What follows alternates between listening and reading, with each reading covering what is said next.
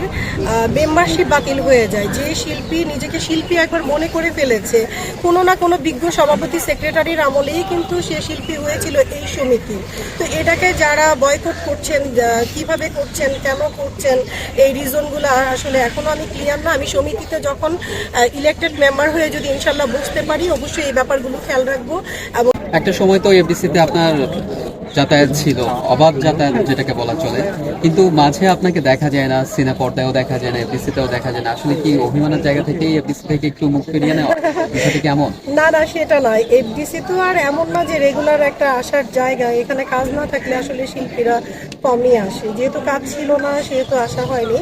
আর যখন গতবার আমি ক্যাবিনেটে ছিলাম, আমি শরীফ আঙ্কেলের, আহমেদ শরীফ সাহেব আর কি, আমাদের কল অভিনেতা, ওনার প্যানেলে, মিজু আহমেদ আঙ্কেল ওনার প্যানেলে ছিলাম। পরপর দুবার আমি এখানে সর্বাধিক ভোট পেয়ে নির্বাচিত হয়েছিলাম। তখন কিন্তু আমি রেগুলার আসতাম সমিতিতে। তার পরবর্তীতে যখন ক্যাবিনেটেও নাই বা ওইভাবে আমাদের শুটিংগুলো কমে গেল, শুধু শুধু এসে তো আর ঘোরা যায় না। কারণ পাশাপাশি আমি যেহেতু আইন পেশায় নিয়োজিত, নিজের ফ্যামিলি আছে, সব কিছু বিজনেস আছে, সব কিছু মিলে একটু ব্যস্ত থাকি, এই জন্য আর কি আবার আসলাম। এবার তো নির্বাচন করছেন নাকি? জি। আপনি নিজেকে নিয়ে আসলে কতটা আত্মবিশ্বাস এবং কোন প্যানেল থেকে নির্বাচন করছেন? আমি ডিপজল মিশা সওদাগর প্যানেল থেকে নির্বাচন করছি। আর নিজেকে নিয়ে আত্মবিশ্বাসী, আমি যখন আমি ঢাকা বিশ্ববিদ্যালয় থেকে মাস্টার্স পাস করেছি। আমি ক্লাস 1 থেকে মাস্টার্স পর্যন্ত আমি যতবার পরীক্ষা দিয়েছি ততবার মনে হয়েছে আমি ফেল করব।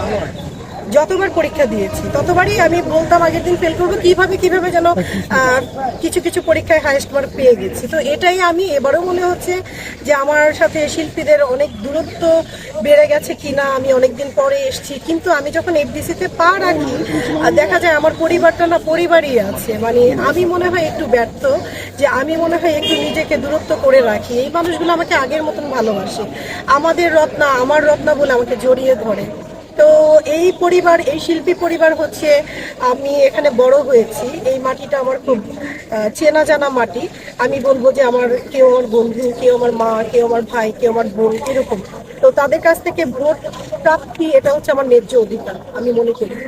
শিল্পী সমিতির নির্বাচনের কাদা ছোড়াছড়ি, এটা তো জনগণ উপস্থিত এবং কন্ট্রোভার্সি এমন পর্যায়ে চলে যায় যেটা অনেক সময় জাতীয় নির্বাচনকেও হার মানিয়ে যায়। বর্তমান কি পরিস্থিতি দেখছে নির্বাচন? আসলে জাতীয় নির্বাচনকে হার মানানোর এটা কারণটা হচ্ছে কি, শিল্পীরা যেখানে যাবে সেখানেই আলোচনা হবে। শিল্পী মানেই হচ্ছে একটা পাবলিসিটি, প্রচারণার বিষয়। আগে যে কথাবার্তা হয় নাই বা এই ধরনের কনফ্লিক্ট ছিল না তা কিন্তু না। আগেরগুলো আপনারা ফেসবুকে বা ইউটিউবে কাভারেজ করতে পারতেন না, গ্লোবালাইজড ছিল না। এখন গ্লোবালাইজড বলে আপনারা সেগুলো কাভার করছেন, দেশবাসী দেখছে, আর কথা একটু হবি হয় বলেই তো মজা। আপনারাও ভালো লাগছে আপনাদের সেগুলো পাবলিশ করতে, অডিয়েন্সও জানতে পারছে। আমি খারাপভাবে দেখি না। তো শিল্পীদেরকে নিয়ে এত কন্ট্রোভার্সি, এত আলোচনা, এত সমালোচনা, এটা শিল্পীদের জন্য অপমানজনক। আপনার কাছে কি মনে হয়? খারাপটা অবশ্যই শিল্পীদের জন্য অপমানজনক। এখন আপনার ক্যামেরাতে আমি যখন আরেকটা শিল্পীর ব্যাড কমেন্টস করব, সেই শিল্পী কিন্তু আমারই একজন সহকর্মী। তো আপনার ক্যামেরাতে বললে কিন্তু অন্য শিল্পীরা জানছেন, অন্য শিল্পীরা ভোটার। ধরেন আমার প্রতিদ্বন্দ্বী যিনি ইলেকশন করছেন, আমি যদি তার বিরুদ্ধে বলি, এই ক্যামেরায় বলার কোনো উদ্দেশ্য নাই। এটার কারণ হচ্ছে আমাদের ভোটার শিল্পীরা, এখানে জানবে জনগণ। জনগণকে আমরা খারাপটা কেন জানাবো? জনগণকে পজিটিভ কিছু জানানো উচিত। আমি মনে করি এটা আসলে আমি এটার পক্ষে না। এইবারকার নির্বাচনে দেখা যাচ্ছে অনেকে নির্বাচন করতে যাচ্ছে কিন্তু তাদের সদস্যপদ বাতিল হয়ে যাচ্ছে। যদি আমরা জায়েদ খানের প্রসঙ্গেও আসি, জায়েদ খানের সদস্যপদ বাতিল হলো, সে ভোট দিতে পারবে কিনা সেটা নিয়েও সন্দেহ আছে। আবার অনেকের সঙ্গে আমার কথা হয়েছে, ব্যক্তিগতভাবে গণমাধ্যমের সঙ্গে অনেকের কথা হয়েছে যাদের সদস্যপদ বাতিল হচ্ছে। নির্বাচন কেউ করতে চাচ্ছে, তাদের সদস্যপদ বাতিল হচ্ছে কিনা, বা আসলে শিল্পী সমিতির এই জায়গাটা রাইটটা আছে কিনা যে কেউ নির্বাচন করতে চাইলে তার সদস্যপদ বাতিল করে দেওয়া হবে, তাকে ভোট দেওয়ার অধিকার থাকবে না। জায়েদ খান তো, যদি জায়েদ খানের প্রসঙ্গে আসে, সে তো একজন শিল্পী, শিল্পী হিসেবে শিল্পী সমিতির নির্বাচনে সে ভোট দিতেই পারে, কিন্তু এমন কেন হচ্ছে? আপনার কাছে কি মনে হয় একজন শিল্পী হিসেবে, আপনি পদপ্রার্থী সেটা না, একজন শিল্পী হিসেবে আপনি আপনার মতামতটা ব্যক্ত করবেন? আসলে এটা বিগত কালেও হয়েছে, এবারও হচ্ছে। শিল্পী সমিতির শিল্পীদের হুট করে মানে শিল্পীর সত্তা নাই, আমি এটা বলবো। আমি এটার একদমই পক্ষে না। হঠাৎ করে একটা শিল্পীর মেম্বারশিপ বাতিল হয়ে যায়, যে শিল্পী নিজেকে শিল্পী একবার মনে করে ফেলেছে, কোনো না কোনো বিজ্ঞ সভাপতি সেক্রেটারির আমলেই কিন্তু সে শিল্পী হয়েছিল এই সমিতি। তো এটাকে যারা বয়কট করছেন, কিভাবে করছেন, কেন করছেন, এই রিজনগুলো আসলে এখনো আমি ক্লিয়ার না। আমি সমিতিতে যখন ইলেক্টেড মেম্বার হয়ে যদি ইনশাল্লাহ বুঝতে পারি, অবশ্যই এই ব্যাপারগুলো খেয়াল রাখবো এবং এই ব্যাপারগুলো আমাদের প্যানেলে যারা আছেন মিশা সওদাগর এবং মনোয়ার হোসেন ডিপজল সাহেব, আমি বলবো যে খুব শক্ত দুটি হাত, এই প্যানেল যদি জয়ী হয় এই ব্যাপারগুলো আশা করি যে অনেকটা সুরাহা হয়ে যাবে ইনশাআল্লাহ। আচ্ছা, এবার একটু ভিন্ন প্রসঙ্গে আসি, ঈদ নিয়ে আপনার পরিকল্পনা কি? আপাতত মানে ঈদ টিদ সবকিছুর মধ্যে ঢুকিয়ে দিয়েছে আমাদের মানে নির্বাচন। ঈদ নিয়ে ভাবার কোনো টাইমই পাচ্ছি না, কারণ নির্বাচনটা নিয়ে এত বেশি চিন্তিত সবাই। এই নিউজগুলি দেখায়, সবকিছু দেখায়, তারপরে যেহেতু বাঙালি জাতির মুসলমানের একটা ঈদ, সেই ঈদকে সামনে রেখে আসলে আমরা অনেক প্ল্যান করি। এবার আমাদের প্ল্যান হচ্ছে না, আমাদের প্ল্যানটা একেবারেই নির্বাচন।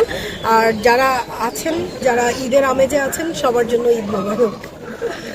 ঈদ নিয়ে তো আসলে ঈদ যদি বলতে চাই, ঈদ প্রসঙ্গটা আসলে শপিং এর একটা ব্যাপার স্যাপার থাকে বা মেয়েদের সাজগোজের একটা ব্যাপার স্যাপার থাকে। আপনি একজন চিত্রনায়িকা, একজন নারী, সেই জায়গা থেকে আসলে নিজের শপিং এর জায়গাটা এবং সাজগোজের বিষয়টা যদি আপনার নারী ভক্তদের জন্য আপনি কিভাবে সাজে ঈদের সময়টাতে বা কি কি শপিং করেন? আমি একেবারেই সিম্পল, কেনাকাটা শপিং এগুলো নারীদের খুব ঝোঁক থাকে, অলংকার গহনা জাতি।